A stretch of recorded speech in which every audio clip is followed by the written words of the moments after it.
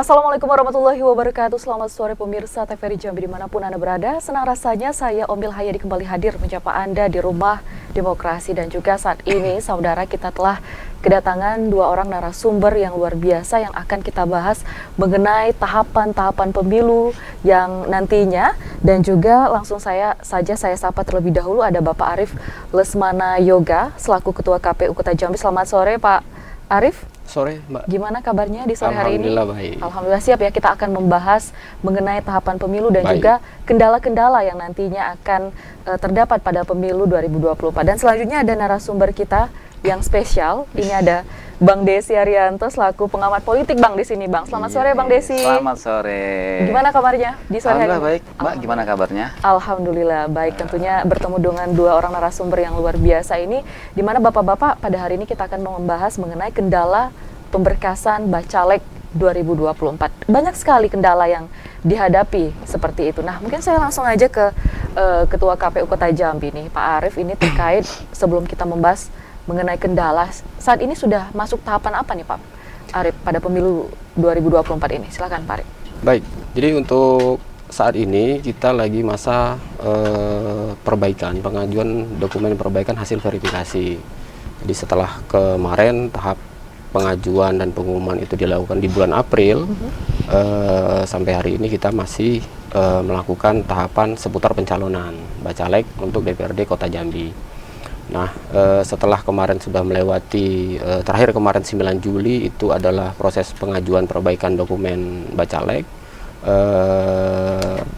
Ada edaran dari KPU RI terkait adanya kewajiban dari peserta partai politik, terutama bacalek-bacalek yang berpotensi TMS nanti setelah hasil verifikasi dilakukan perbaikan kembali. Nah, jadi untuk hari sampai tanggal 16 Juli nanti peserta pemilu dalam hal ini partai politik akan memperbaiki dokumen-dokumen yang mesti diperbaiki untuk melengkapi dokumen persyaratan di Silon. Oke, ini artinya saat ini sudah pada tahapan verifikasi perbaikan dokumen berkas bakal calon legislatif, dan ini sampai tanggal berapa deadline verifikasi ini, Pak Arief? Kalau verifikasi administrasi itu sampai tanggal 6 Agustus, jadi 10 Juli sampai tanggal 6 Agustus akan dilakukan verifikasi terkait dokumen perbaikan yang diajukan oleh partai politik. Akan tetapi karena adanya edaran dari KPU RI terkait permohonan kembali untuk membuka akses silon untuk memperbaiki dokumen-dokumen bacalek yang berpotensi TMS, maka partai politik akan melakukan perbaikan kembali dokumen. Jadi setelah hasil verifikasi pertama kemarin KPU melakukan menerima dokumen-dokumen yang dikategorikan belum memenuhi syarat. Jadi yang telah belum memenuhi syarat diperbaiki kembali sampai tanggal 9 Juli kemarin, kemudian tanggal 10 Juli sampai tanggal 16 Juli akan dilakukan kembali penguploadan dokumen yang masih belum memenuhi syarat. Nah, kemudian nanti baru setelah itu KPU akan melakukan verifikasi perbaikan dari dokumen yang diajukan. Artinya verifikasi perbaikan telah dilaksanakan saat ini, dan juga tim dari KPU Kota Jambi juga sedang melakukan verifikasi seperti itu. Dan untuk jumlah partai politik atau peserta pemilu pada 2024 ini di Kota Jambi sudah berapa banyak yang mendaftar dan termasuk calon legislatifnya, Pak Arief, berapa? Kalau dari partai politik, 18 partai politik yang menjadi peserta pemilu telah mengajukan bacaleknya, bakal calon legislatif. Hanya saja memang beberapa partai memang tidak menggunakan kuota. Jadi kalau di kota itu kan 45 kursi. Jadi satu partai politik mengajukan 45 orang di masing-masing dapil. Artinya setiap dapil ada, misalnya kayak dapil 1 ada 6 kursi, mereka mengajukan semua 6 kursi. Akan tetapi dari seluruh jumlah kursi 45 itu memang ada beberapa partai yang tidak memaksimalkan pendaftaran untuk calon legislatif nanti. Jadi semua sudah mengajukan calon, sudah dalam proses perbaikan kembali, mudah-mudahan bisa rampung pada tanggal 16 Juli. Oke, artinya seluruh 18 partai politik ini sudah berpartisipasi seperti itu untuk melakukan pendaftaran bagi bakal calon legislatifnya. Kita ke Bang Desi ini terkait banyaknya bakal calon legislatif ini yang banyak tidak memenuhi syarat dalam melakukan pendaftaran untuk mengikuti peserta pemilu, menjadi peserta pemilu 2024 itu. Tanggapan Anda Bang Desi seperti apa? Ya, kalau terkait dengan banyaknya bakal calon anggota legislatif atau bacalek yang belum memenuhi syarat ya, yang belum memenuhi syarat, saya pikir sebenarnya seharusnya itu tidak terjadi. Karena persyaratan itu kan sifatnya administratif. Persyaratan yang diminta oleh undang-undang yang harus dipenuhi oleh bakal calon itu semuanya sebagai sebuah pembuktian. Misal warga negara Indonesia dibuktikan dengan KTP, kemudian sehat jasmani dan rohani dibuktikan surat keterangan kesehatan, berdomisili dalam wilayah Indonesia KTP misalnya, kemudian apalagi tidak pernah dijatuhi hukuman pidana dibuktikan dengan surat. Semuanya administrasi dan itu bisa diurus. Dan masa pencalonan dari awal itu kan panjang nih. Nah, sepanjang administrasinya benar, kemudian diurus, saya pikir tidak ada kendala. Karena semuanya administrasi. Kecuali dia belum cukup umur misalnya. Kan harus minimal 17 tahun ya, Pak? Iya. Serius, 21. Pak? 21, Pak ya? 21 tahun. 21 tahun misalnya. Dia masih berumur 20 tahun 11 bulan. Nah, itu nggak bisa memenuhi persyaratan. Artinya walaupun KTP-nya ada, domisilinya juga di Jambi misalnya, kemudian dia sehat jasmani dan rohani, tapi pembuktian dia sudah berumur 21 tahun tuh nggak bisa dibuktiin karena tanggal lahirnya sampai ke masa pendaftaran belum mencukupi 21 tahun. Nah, syarat-syarat yang lainnya saya pikir itu bisa dipenuhi dan tidak ada kesulitan. Saya pikir seharusnya ini tidak jadi kendala. Baik, tadinya Bang Desi mengatakan ini harusnya tidak menjadi kendala. Ini hanya bersifat administrasi saja. Itu bisa diurus seperti itu ya Bang Desi. Nah, melihat situasi yang ada seperti itu di lapangan, Pak Arief, apa sebenarnya membuat mereka itu tidak memenuhi syarat? Apakah ada memang administrasi yang lebih dipersulit dibandingkan tahun sebelumnya atau seperti apa? Kalau dibandingkan dengan tahun sebelumnya, justru sebenarnya untuk pemilu 2024 ini kan sama terkait pelaksanaan pendaftaran bacalek di 2019 itu sama karena masih menggunakan undang-undang yang sama. Dan harusnya memang partai politik lebih siap karena memang tidak ada perbedaan antara tata cara pencalonan di pemilu 2019 dengan 2024. Cuman berdasarkan hasil verifikasi kemarin dari calon yang ada, memang ada beberapa poin yang menjadi catatan KPU terkait dokumen-dokumen yang sepertinya dari bacalek itu mengalami kesulitan. Misal dokumen yang surat keterangan pengadilan yang tidak tidak pernah dipidana. Bahwa mengurus surat itu kan sebenarnya tergantung dari mekanisme dari pengadilan seperti apa, tapi memang ada masa waktu dalam kepengurusan itu yang memang menjadi kendala teman-teman bacalek ini untuk mendapatkan surat itu. Harus menunggu, kemudian harus login ke sistemnya di pengadilan gitu kan.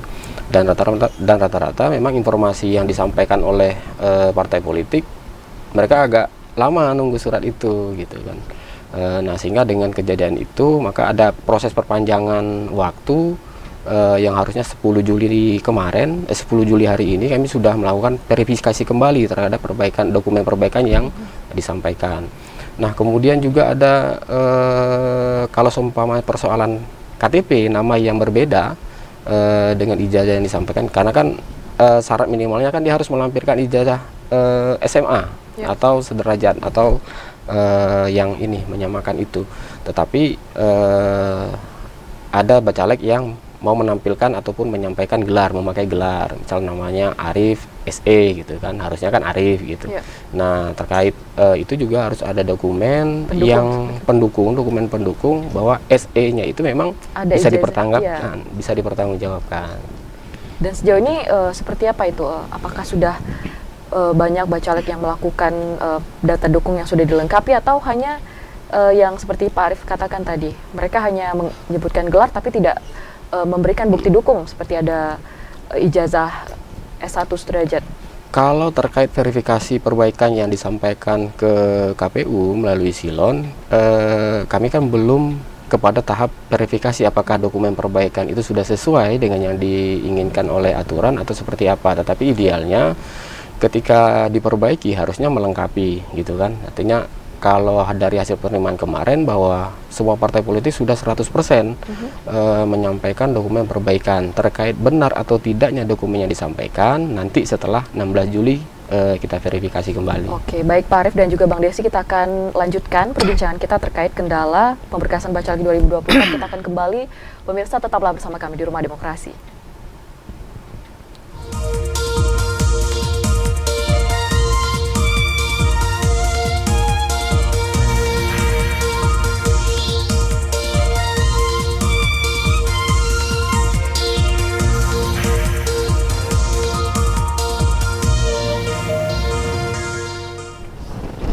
Anda masih bersama kami di Rumah Demokrasi, pemirsa, dan masih dengan narasumber dari Ketua KPU Kota Jambi dan juga Bang Desi selaku pengamat politik, dan kita ke Pak Arief lagi ini terkait berkas Bacalek yang tidak memenuhi syarat. Untuk Kota Jambi sendiri ini sudah ada berapa banyak Bacalek yang tidak memenuhi syarat, Pak Arief? Kalau untuk kesimpulan akhir untuk dokumen yang akan terkategori TMS, kita belum ke tahap itu. Artinya untuk sementara masih statusnya masih belum memenuhi syarat. Ya, belum memenuhi syarat. Belum memenuhi syarat. Nanti setelah di tanggal 16 ditutup kembali silon, baru kita akan lakukan verifikasi dengan menyimpulkan dari dokumen itu MS atau TMS. Oke, yang belum memenuhi syarat kemarin berapa banyak? Kalau banyak yang belum memenuhi syarat, atau hampir sebagian besar. Hampir sebagian besar belum memenuhi syarat, karena itu tadi ada syarat-syarat surat pernyataan ketika dia menggunakan gelar, tapi ada perbedaan nama, kemudian dari KTP ada perbedaan nama, kemudian ada surat keterangan sehat yang masih belum memenuhi syarat, gitu kan. Syarat-syarat seperti itu yang masih dikategorikan belum memenuhi syarat. Tapi untuk kategori tidak memenuhi syarat, nanti setelah proses verifikasi kedua dilakukan, baru kita bisa menyimpulkan terkait tidak memenuhi syarat tadi. Oke. Dan juga pada pemilu 2024 ini KPU juga menggunakan sistem yang baru, sistem upload berkas silon. Dan apakah itu juga menjadi kendala, Pak Arief, bagi Bacalek yang ingin melakukan pendaftaran sebagai bakal calon legislatif? Kalau sampai sejauh ini tidak menjadi masalah, gitu kan. Artinya dari proses penguploadan, kemudian dari proses viewer dari silon tidak ada masalah. Memang ketika pendaftaran kemarin yang sekitar bulan April itu memang ada kendala teknis, tetapi itu tidak lama. Toh meskipun sistemnya sedikit bermasalah, tetapi bisa di-backup dengan kebijakan lain yang tidak menghambat partai untuk mendaftar, gitu. Jadi sampai sejauh ini silon sendiri juga masih bisa digunakan oleh partai politik untuk melakukan upload dokumen-dokumen. Oke, kita ke Bang Desi ini. Bang Desi, KPU sudah menerapkan sistem secara digital seperti itu untuk bakal calon legislatif yang akan mendaftarkan dirinya sebagai peserta pemilu 2024. Apakah menurut Anda ini sudah efektif atau seperti apa, Bang Desi? Ya, sistem informasi pencalonan atau silon yang dibuat oleh KPU itu sebagai upaya untuk percepatan penyampaian informasi kepada publik. Tetapi inti dari pencalonan itu tetap berkas administrasi yang secara manual, yang dilakukan secara pendaftaran langsung oleh peserta pemilu kepada KPU. Nah, karena ini proses demokrasi, tentu proses dalam pencalonnya kan harus terbuka. Terus publik harus segera tahu, harus segera dapat informasi. Makanya KPU membuat silon. Kalau menurut saya ini cukup baik. Cuman yang menjadi bukan kendala sih, yang menjadi pertanyaan kenapa aksesnya cuma diberikan kepada KPU saja untuk bisa mengakses ke sana. Kita harapannya juga seperti apa, Bang? Harapannya kita seperti Google lah, misalnya kan saya sudah lolos syarat atau belum? Dikit-dikit. Belum, misalnya kan. Nah, kan asik kalau gitu, Mbak. Nah, tapi hari ini kan harus menunggu pengumuman dari KPU nih. Belum memenuhi syarat, nanti diumumkan, baru bisa publik mengetahui. Nah, fungsi silon masih pada input data. Belum ada feedback, komunikasi yang bisa, baru input data. feedback seperti komunikasi dua arah dengan sistem informasi belum ada. Dan saya pikir ini bisa diperbaiki ke depannya. Bagaimana Silon itu seperti sebuah media komunikasi antara publik dengan penyelenggara pemilu. Seperti Sidalih. Sidalih udah dari generasi pemilu ke pemilu udah banyak sekali perbaikan. Kalau dulu aksesnya lama, kalau sekarang kita sudah bisa memastikan saya ini terdaftar atau belum di data pemilih misalnya. Nah, di Silon saya harap kedepannya juga bisa seperti itu. Dan kendala yang berkaitan dengan pencalonan, Silon ini masih partai yang mendominasi, mulai dari penginputannya, kemudian harus partai di tingkat pusat, kemudian username, admin segala macam itu masih sedikit yang terlibat. Nah, sebaiknya Silon ini bisa diakses oleh publik, sehingga bisa seperti Sidalih tadi, dia mau lihat abang saya kebetulan nyalek nih di kota Jambi dapil 1, udah lolos syarat belum ya? Ketik namanya, partainya, oh ternyata di situ keterangan belum memenuhi syarat atau sudah memenuhi syarat atau apalah keterangan. Misalnya seperti itu, Mbak. Kalau harapan publik sih pada Silon tadi tidak hanya sebatas input data untuk proses verifikasi administrasi atau proses memasukkan data kepada KPU sehingga memastikan semua data yang dimintai dalam persyaratan bisa terpenuhi.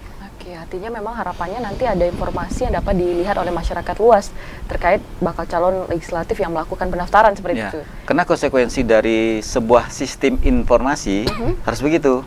Kalau sistem informasi pencalonan, berarti harus ada informasi feedback yang diberikan oleh KPU dan yang dibutuhkan oleh publik.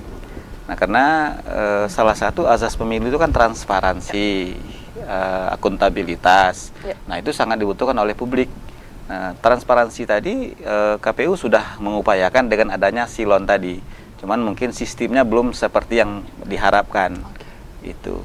Ya, nanti kita harapkan ke depan bisa diperbaiki dan juga masyarakat bisa mendapatkan informasi yang lebih banyak lagi terkait bakal calon legislatif yang melakukan pendaftaran. Saya ke Pak Arief lagi ini terkait dengan persyaratan yang dilakukan oleh bakal calon legislatif ini mendapatkan surat keterangan kesehatan. Itu saya mendapat informasi bahwa sebelumnya bakal calon legislatif ini hanya boleh melakukan pemeriksaan itu di rumah sakit yang ditentukan oleh KPU. Nah, sekarang ini sudah berubah. Pak Arief sudah boleh melakukan di puskesmas. Nah, ini seperti apa? Apa yang mendasari perubahan ini dan juga nanti kalau ada yang bacalek yang memiliki penyakit yang serius ini harus dilakukan pemeriksaan lebih lanjut, ini seperti apa, Pak Arief? Baik, jadi terkait kenapa kok sekarang berubah dari rumki ke puskesmas, dari awal memang pada saat rakor kita menyampaikan bahwa untuk surat keterangan yang kita terima adalah dari surat keterangan sehat dari rumah sakit. Memang dalam PKPU 10 dan Juknis 403 tentang pencalonan memang disampaikan juga ada klausul memang pusat kesehatan masyarakat dan rumah sakit. Tapi pada saat itu, pada saat dilakukan BIMTEK untuk kabupaten kota, arahan dari KPU provinsi kan untuk rumah sakit dari surat keterangan surat keterangan yang diterima adalah dari rumah sakit. Nah, karena KPU kabupaten kota bersifat hierarkis, artinya petunjuk dari KPU provinsi juga menjadi dasar bagi KPU kabupaten kota untuk menyampaikan ke partai politik di tingkat kabupaten kota. Nah, seiring berjalannya waktu dipertegas kembali terkait surat kesehatan dari puskesmas. Artinya kita menyesuaikan dengan arahan dari KPU provinsi bahwa diperbolehkan menggunakan surat keterangan sehat dari puskesmas. Jadi kalau ada rumah sakit lebih baik dari puskesmas juga tetap kita terima. Oke, artinya ini juga lebih memudahkan seperti lebih memudahkan, tidak menumpuk saja di melakukan mendapatkan surat keterangan di rumah sakit. Dan saya ini ke Bang Desi ini terkait dengan sistem CAT. Ini mungkin banyak sebagian masyarakat yang berharap bahwa calon legislatif yang nantinya mereka pilih ini memiliki wawasan yang luas tentunya dan juga memiliki kemampuan seperti itu.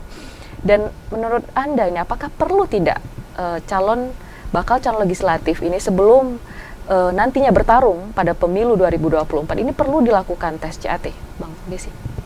Ya,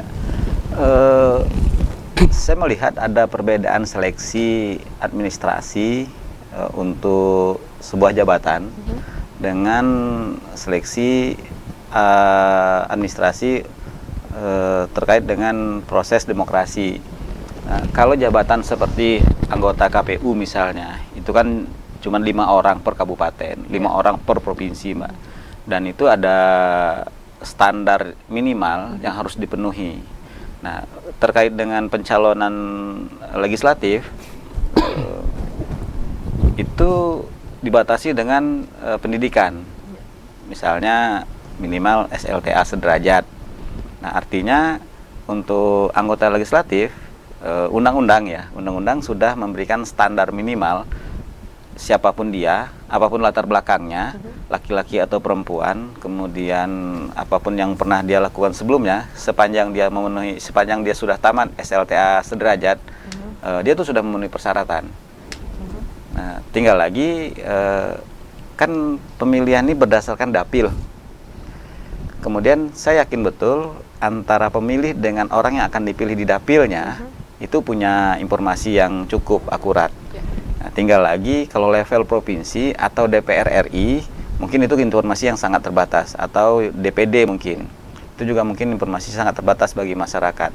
Nah, dengan adanya batasan minimal pendidikan tadi, saya pikir syarat minimal cukup. Kalau lagi dibarengi dengan adanya CAT, ada kekhawatiran yang muncul nanti, Mbak. Yang muncul itu takutnya ketika CAT tidak terpenuhi, ya tadi kendala administrasi aja udah sulit. Nah, gimana lagi dengan standar CAT? Misalnya standar CAT itu minimal, misalnya nilai harus 50, misal ya. Ternyata dari kan satu partai politik cuma boleh mencalonkan 100% jumlah kursi di DPR. Kalau Kota Jambi 45 kursi, berarti satu partai kan cuma boleh mencalonkan 45 orang. Ketika dites CAT yang mencapai nilai 50, misalnya 20 orang. Wih, nyari yang 45 orang aja susah, Mbak. Apalagi caleg perempuan ya, Pak Ketua ya. 45 orang belum tentu memenuhi syarat ya, Pak ya. Nah, jadi persyaratan itu kan dalam rangka menyeleksi yang sifatnya mungkin tidak akan tidak memberikan keluasan seluas-luasnya, tetapi dengan standar minimal tadi orang akan tersaring. Tapi kalau ditambah lagi dengan CAT, saya pikir ini akan menjadi sulit bagi peserta pemilu untuk memenuhi persyaratan itu tadi. Kecuali kalau jabatan KPU tadi, saya pikir itu perlu jabatan kepala apa misalnya, instansi apa yang itu pesertanya memang punya kompetensi.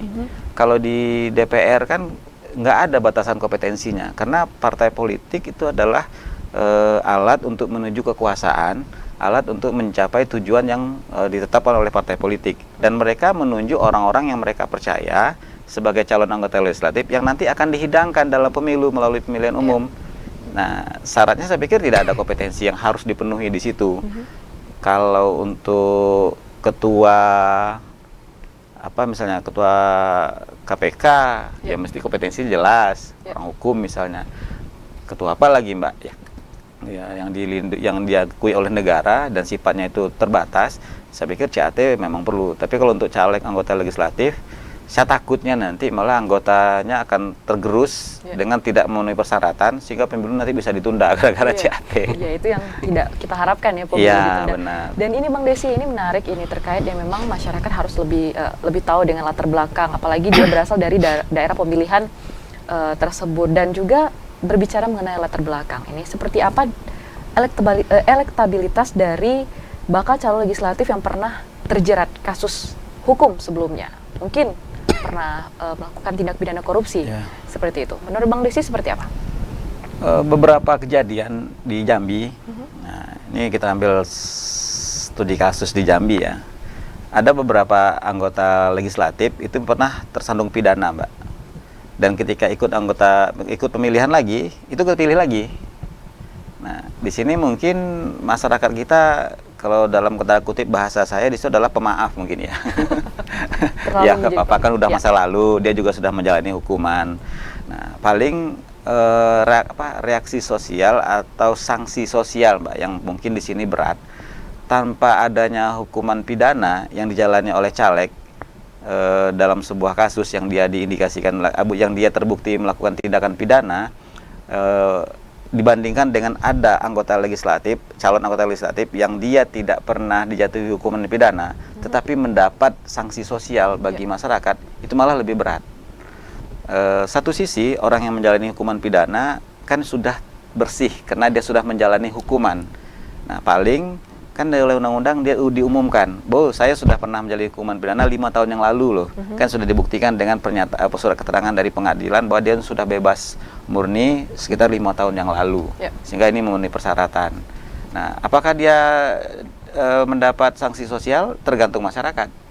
Nah, tapi ada juga ya calon anggota legislatif itu enggak dijatuhi hukuman pidana, enggak pernah dipenjara, tetapi dia dapat sanksi sosial, Mbak. Mungkin di masyarakat dia tidak mendapat tempat, atau di masyarakat pernah ya menjadi provokator misalnya, atau melakukan perbuatan tercela tapi tidak bisa dibuktikan secara hukum, itu masyarakat bisa memberikan sanksi sosial dan itu lebih berat.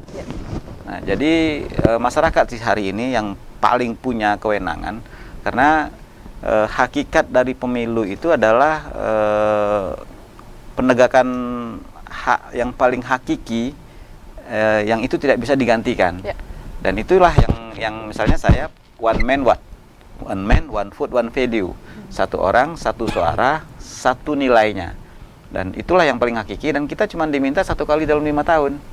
Makanya ketika itu diminta, kita berikanlah kepada yang terbaik.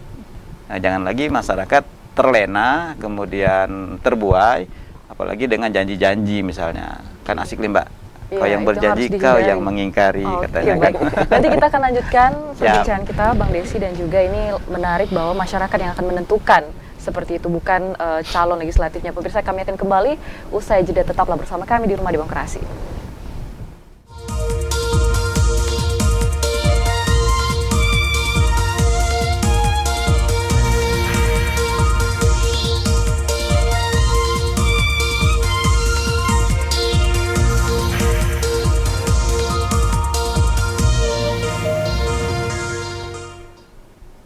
Kembali bersama kami di Rumah Demokrasi, pemirsa, dan masih bersama dengan kedua narasumber kita, ada Pak Arief dan juga Bang Desi selaku pengamat politik. Ini kita ke Pak Arief ini yang merupakan Ketua KPU Kota Jambi terkait dengan peraturan yang baru, keterwakilan perempuan 30% itu wajib harus tercukupi seperti itu. Apakah di Kota Jambi sendiri sudah terrealisasi hal seperti itu?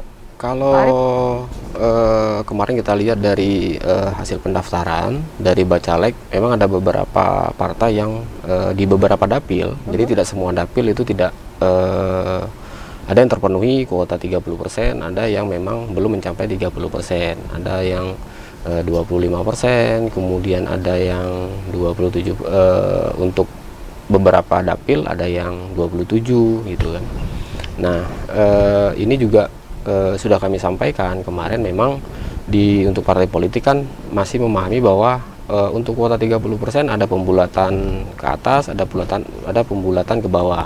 Tetapi prinsipnya ketika klausul dari PKPU 10 itu menyatakan bahwa wajib memenuhi kuota 30%, artinya ketika dilakukan pembulatan ke bawah malah tidak terpenuhi kuota 30%, secara otomatis sebenarnya partai harus melakukan pembulatan ke atas untuk memenuhi unsur wajib dalam PKPU 10 terkait memperhatikan keterwakilan 30%. Ada memang beberapa yang belum mencapai 30% untuk di beberapa dapil, tapi sudah disampaikan harus diupayakan untuk terpenuhi kuota 30%. Ya, artinya memang saat ini memang pemenuhan itu sudah diupayakan, sebagian partai politik sudah melakukan hal itu. Nah, ini menarik ini Pak Arief terkait dengan pemberian nomor urut kepada bakal calon legislatif ini seperti apa? Apakah sudah dilakukan oleh KPU sendiri, apa nanti menunggu setelah verifikasi perbaikan dokumen ini dilakukan? Kalau terkait nomor urut Bacalek itu kan sebenarnya berada di wilayah internal partai, tidak berada di domain KPU. Artinya bagaimana partai menyikapi itu, mensiasati, ada yang dari abjad, kemudian atau dari memang nomor urut gitu kan. Nah, itu kembalikan lagi kepada internal partai, tidak di wilayah domainnya KPU. Oke. Baik, kita ke Bang Desi. Kita kembali lagi dengan 30% keterwakilan perempuan itu wajib harus ada pada saat di setiap partai politik. Nah, apakah ini tidak memberatkan partai politik itu sendiri, Bang Desi? Karena memang perempuan itu pada basicnya itu kan tidak terlalu menyukai dunia politik, tapi karena ada persyaratan 30% keterwakilan perempuan itu harus dipenuhi oleh setiap partai politik. Gimana pendapat Bang? Kalau saya melihat itu ada dua sisi, Mbak. Ya. Satu sisi kepengen perempuan itu hadir dalam proses demokrasi dan mewakili. Karena ada beberapa kepentingan perempuan itu yang paham itu cuma perempuan. Ya. Nah, makanya kehadiran perempuan di legislatif itu dibutuhkan. Nah, tetapi kita kan pemilu sudah 11 kali, 12 kali, Mbak, dari tahun 77. Dan penyertaan bahasa 30% keterwakilan perempuan itu selalu hadir dalam persyaratan bagi partai politik oleh penyelenggara pemilu. Nah, kalau saya melihatnya, sebenarnya nggak perlu lagi ada batasan 30%. Ya. Sama aja, karena proses demokrasi kita ini kan tidak dibatasi oleh laki-laki perempuan. Nah, jenis kelamin memang ada laki-laki perempuan, pemilih ada pemilih laki-laki, ada pemilih perempuan. Tapi segmentasi untuk penegakan regulasi, segmentasi untuk menjadi pelaku politik, lepaskan saja, karena menurut saya ketika perempuan itu sudah mampu, ya silakan. Ketika tidak mampu ya nggak harus dipaksa, karena 30% keterwakilan perempuan ketika dipaksakan, toh akhirnya juga nggak terpilih, ya sama aja. Artinya malah memberikan ruang yang sempit kepada orang yang seharusnya bisa terpilih. Ya, misalnya satu dapil itu 10 kursi, kan minimal harus 3 ya Pak ya? Ya, harus 3 nih caleg perempuan. Terserah mau nomor urut berapa. Nah, ternyata perempuan yang dicalonkan ini, karena itu persyaratan wajib, siapa aja deh, yang penting perempuan. Kan dimasukkan dalam calon. Akhirnya dimasukkan dalam. Dan masyarakat kan nggak bakal milih. Nah, sama aja Mbak. Mendingan kita hapuskan saja pasal klausul yang 30% keterwakilan perempuan itu. Tapi partai tolong siapkan siapa kader perempuan terbaiknya. Hadirkan dalam daftar calon pada waktu pemilu-pemilu yang sesuai dengan waktu pemilunya. Artinya partai politik harus menyiapkan juga untuk bisa mewakili kepentingan perempuan yang laki-laki mungkin banyak tidak tahu kepentingan perempuan itu seperti apa. Misalnya Mbak, mungkin nggak ada yang ingat di tempat-tempat umum, di tempat publik itu harus ada ruang menyusui misalnya. Kemudian hak-hak perempuan yang mungkin laki-laki nggak ingat. Nah, perempuan yang harus memperjuangkan itu menjadi penting kehadiran perempuan dalam legislatif, karena mereka yang akan menyuarakan itu. Nah, tetapi keterwakilan 30% perempuan dijadikan sebuah persyaratan, toh dalam pelaksanaannya juga tidak bisa menguatkan perempuan, justru saya pikir itu bisa menjadi pengekang. Nah, lebih baik kehadiran perempuan itu memang disiapkan oleh partai politik. Nggak apa-apa satu misalnya, tapi mereka bisa mewakili. Benar-benar. Dan itu bisa ketika dihantarkan oleh KPU ke dalam surat suara, wah ini memang perempuan dan layak untuk diperjuangkan, monggo. Kalau saya sih melihatnya seperti itu, Mbak. Oke, tanggapan Pak Arif terkait pendapat Bang Desi, nggak perlu 30% perempuan, satu aja cukup. Silakan. Ya, pada prinsipnya kan KPU sebagai pelaksana dari regulasi pemilu. Toh ketika akan adanya pergantian pemerintah ataupun kekuasaan, secara mandiri dilakukan pergantian, tentu kan domainnya tidak pemerintah, sesuai dengan apa yang ada dalam Undang-Undang Dasar. Perlu lembaga lain yang melakukan dalam bentuk kepanitiaan untuk mengakomodir pergeseran kedaulatan ke dalam bentuk pemerintahan, seperti yang disampaikan Pak Desi tadi gitu kan, bahwa kebutuhan perempuan yang sebenarnya yang lebih memahami adalah perempuan sendiri maunya apa gitu. Apakah butuh ruang menyusui untuk ibu-ibu yang masih memiliki balita atau seperti apa? Apakah ada ruang khusus yang dibutuhkan oleh perempuan terkait aktivitas-aktivitas sosial ataupun pelayanan-pelayanan sosial. Balik lagi sebenarnya kebutuhan dasar dari perempuan apa gitu untuk memasuki ataupun mendapatkan ataupun ingin maju di dalam pemerintahan gitu. Jadi kalaupun nanti ada ide ataupun gagasan ataupun kebutuhan pokok untuk perempuan, ya monggo, pada prinsipnya kan KPU sebagai pelaksana saja sebenarnya, hanya menjalankan gitu. saja aturannya. Hanya menjalankan.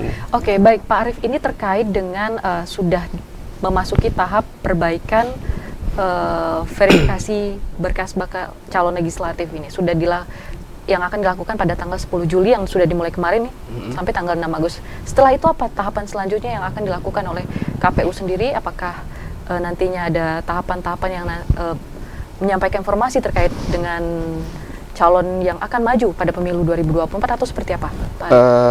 Jadi sampai tanggal 16 Juli nanti kami masih menerima dokumen-dokumen yang perlu diperbaiki sama partai politik terkait dokumen pencalonan. Nah, kemudian setelah tanggal 16 Juli sampai tanggal 6 Agustus akan ada verifikasi kembali terkait dokumen masih bisa diterima atau tidak, sudah benar atau tidak dokumen yang disampaikan. Nah, ketika dokumennya benar disampaikan, maka di bulan Agustus akan ada pencermatan untuk DCS. Nah, setelah DCS nanti akan ada tanggapan dari masyarakat bahwa prinsipnya saya setuju dengan yang disampaikan oleh Pak Desi tadi terkait keterbukaan silon.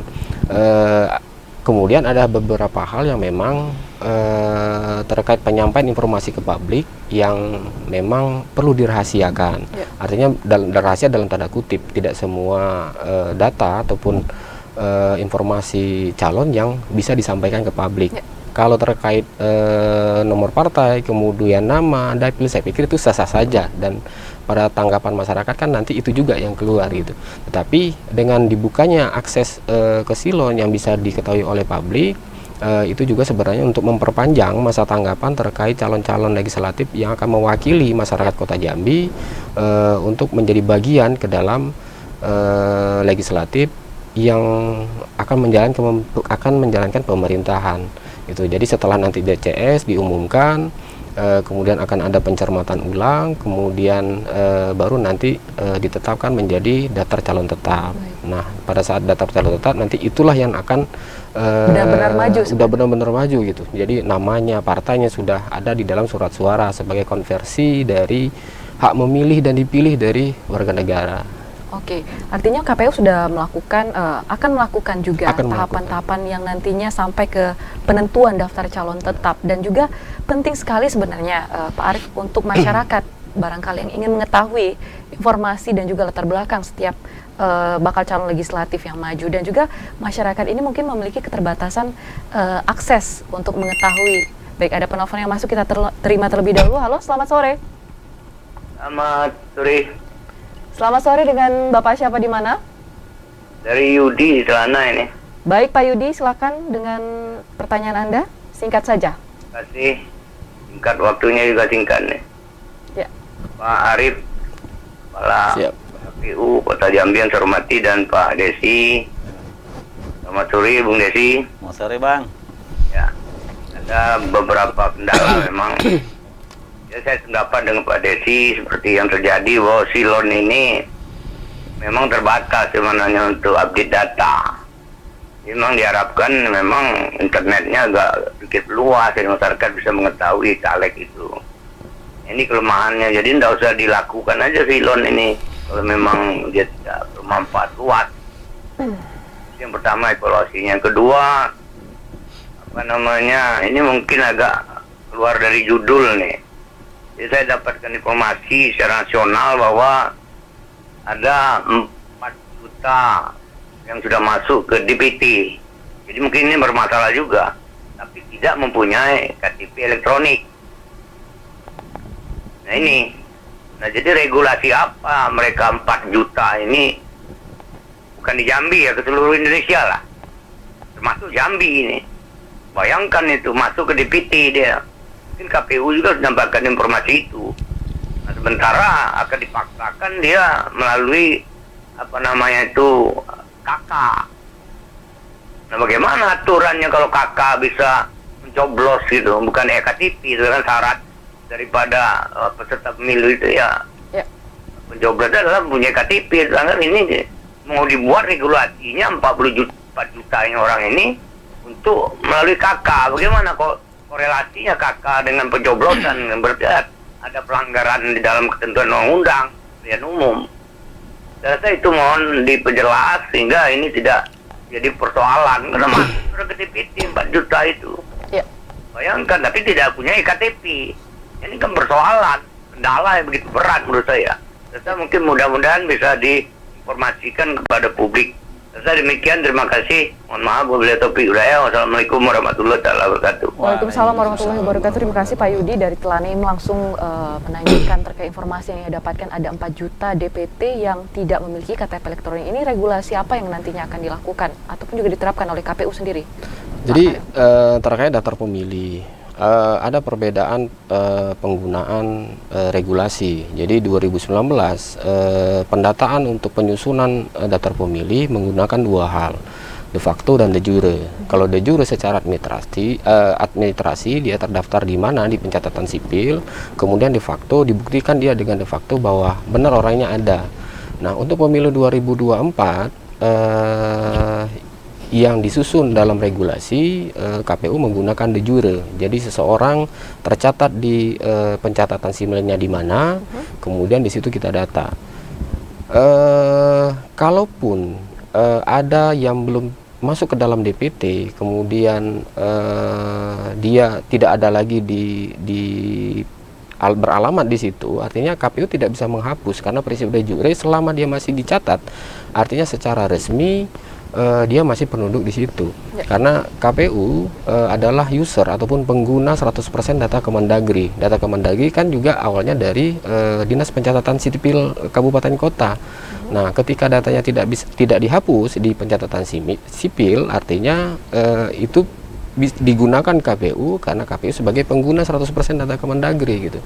Lain halnya kalau ada daerah lain, provinsi lain ataupun kabupaten lain yang mengklaim bahwa seseorang itu sudah ada di sana, dibuktikan dengan KTP ataupun KK. Nah, terkait penggunaan KK pada PKPU 22 bahwa dia boleh menggunakan KK.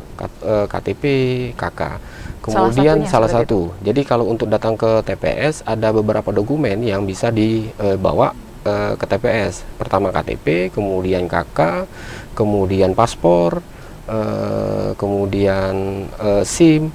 Bahwa dokumen-dokumen ini kan hari ini sudah terintegrasi. Jadi KTP terintegrasi dengan KK, kemudian terintegrasi lagi dengan paspor, kemudian juga akan terintegrasi dengan SIM. Nah, artinya karena induk dari dokumen, penyimpanan dokumen ini adalah NIK dan KK juga sebagai dokumen resmi dari pencatatan sipil, maka dia diperbolehkan untuk dibawa ke TPS nanti. Tanggapan Bang Desi terkait dengan pertanyaan dari Pak Yudi, ini boleh menggunakan KK, tidak menggunakan KTP elektronik, juga bisa melakukan pencoblosan nantinya, dan juga terkait dengan 4 juta DPT ini yang tidak memiliki KTP elektronik. Ya. Saya melihat substansi dulu, Mbak, bahwa negara menjamin warganya untuk memilih dan dipilih. Itu satu. Untuk bisa memilih atau dipilih kan ada persyaratan administrasi. Nah, untuk memilih di sini dibatasi umur minimal 17 tahun. Nah, kemudian untuk dipilih minimal 21 tahun. Ini sudah ditetapkan oleh undang-undang.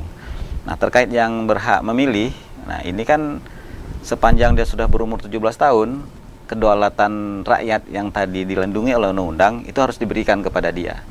Karena dia yang paling berhak untuk menentukan siapa yang akan dia pilih. Negara membuat aturan supaya hak itu bisa digunakan dengan memakai persyaratan administrasi, salah satunya adalah KTP. Nah, sekarang karena sudah semua serba elektronik, muncullah istilah KTP elektronik. Kendala di lapangan, ada orang yang belum punya KTP elektronik, tapi masuk dalam DPT. Nah, itu kalau saya lihat sih kendala teknis. Tetapi substansinya orang itu harus diberikan haknya. Kalau memang caranya bisa pakai KTP atau e-KTP dibuatkan atau pakai KK, saya pikir itu bagian dari perlindungan haknya dia selaku warga negara. Nah, yang menjadi salah, dia nggak terdaftar, dia terdaftar dalam DPT, nggak punya e-KTP tapi dibiarin. Nah, seharusnya ditemukannya 4 juta tadi, pemerintah harus segera membuatkan KTP untuk dia, menyiapkan administrasinya sehingga mereka itu memenuhi syarat baik secara substansi maupun prosedural, sehingga tidak ada orang yang tidak memenuhi syarat datang ke TPS Nah, sementara pada substansinya dia tuh sudah berumur 17 tahun. Cuman negara kita ini kan juga bagian dari penyelenggaraan negara tuh harus butuh administrasi. Anggota KPU atau anggota KPPS tak akan mau, Mbak, menerima orang itu. Saya sudah 21 tahun nih, atau saya sudah 17 tahun nih.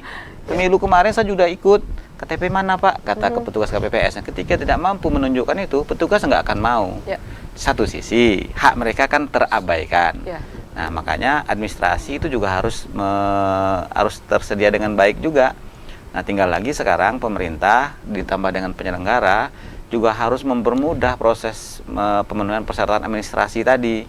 Karena ketika itu tidak diberikan, yang substansinya bahwa setiap warga negara itu dilindungi haknya dan dia dalam memberikan suara itu adalah hak. Kalau hak ini kan punya kita benar, Mbak. Kalau kewajiban, kita melakukan sesuatu yang harus kita lakukan. Tapi kalau hak, kalau nggak didapat, kita boleh minta. Bisa nuntut, Pak, ya? Bisa nuntut. Mana hak saya? Nah, saya harus memberikan hak saya karena hakikat tadi yang saya sampaikan di awal, hakikat pemilu itu adalah penegakan kedaulatan, Mbak. Kedaulatan itu cuma ada pada manusia yang sudah memenuhi syarat. Umurnya adalah 17 tahun. Administrasinya dibuktikan dengan KTP tadi. Menarik sekali, Bang Desi dan juga Pak Arief. Kita akan rehat sejenak. Kita akan kembali sesaat lagi, pemirsa. Tetaplah bersama kami di Rumah Demokrasi.